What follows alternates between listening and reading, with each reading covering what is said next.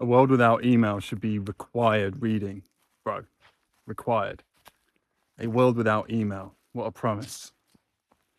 And, it does describe, I've studied it, right? Studied. It does describe how you can construct things in your working life, in your business, to at least reduce, electronic messages severely. And you could have a way of doing it without any email at all. But anyway, it's like the whole crux of it, which everyone needs to get, is that this whole idea of efficiency that instant communication brought to, everyone was so excited when it first came in. This is one of the most fascinating parts of the book, is the history of email, and how, people expected this massive boom in productivity. What they didn't understand is that if you remove constraint on communication, then that communication does not stay the same.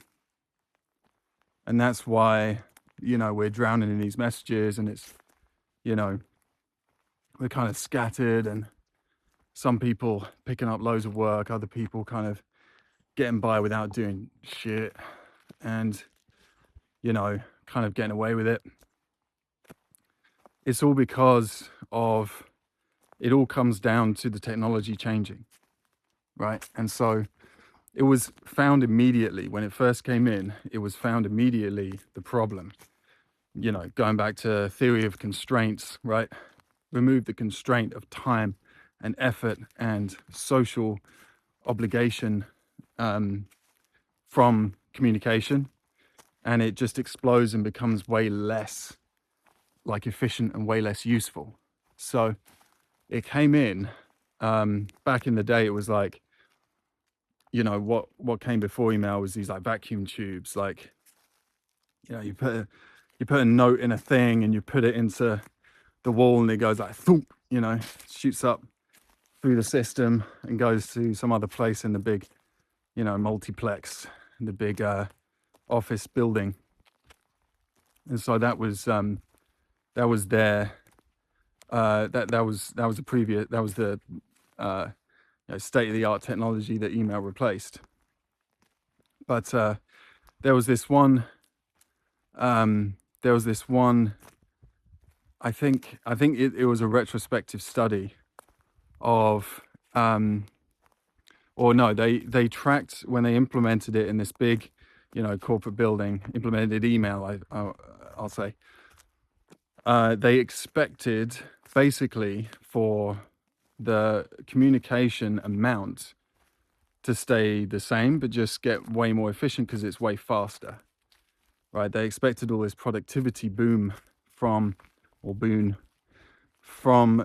email because, if you look at it from a kind of basic viewpoint, it makes sense. It's like you just take the communication you're having and you just make it more efficient. You take off the constraints, and then it's just going to get done faster.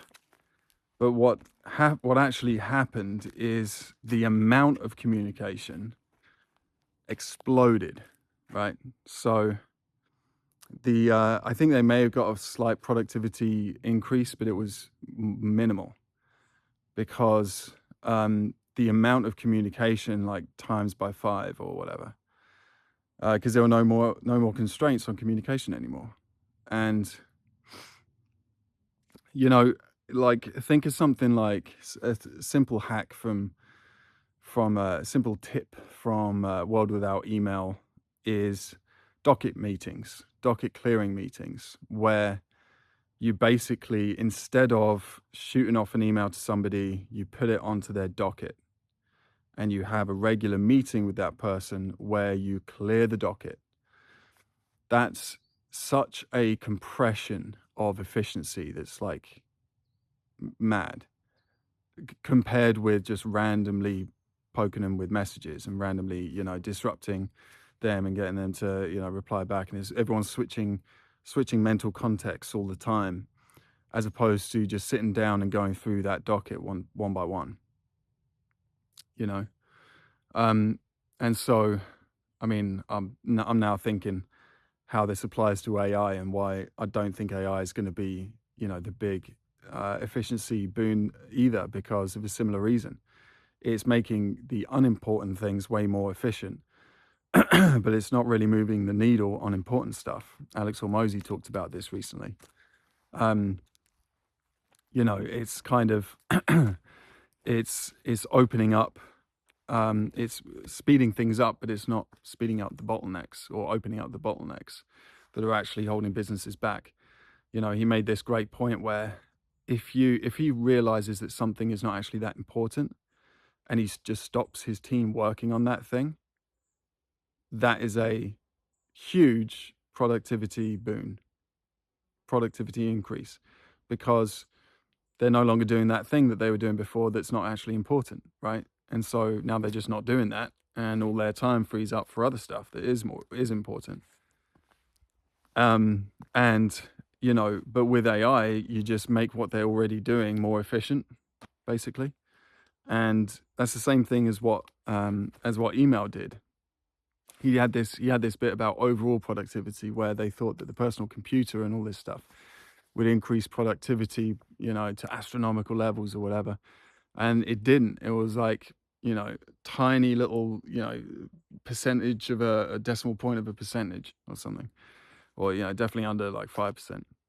And it was because, in his estimation, and I would agree, um, that it didn't really, well, there are a few reasons for it, but one of the big ones is that, if you just make things easier to do, that doesn't necessarily mean that, you know, the important things are getting done. Anyway, so what do you take away from this? I think we got to constrain, we got to put limits. We have to place limits ourselves on communication so that it doesn't bleed out into the rest of not only our life but into our working day.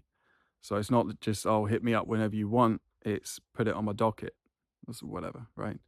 Just one little hack there that takes off all of that stuff and puts it into one thing that you clear in a particular amount of time that is like definable and constrainable. You know that time's coming, you can prepare for it. When it's done, it's done. You move on, right? Beautiful. World Without Email. Everyone should read it.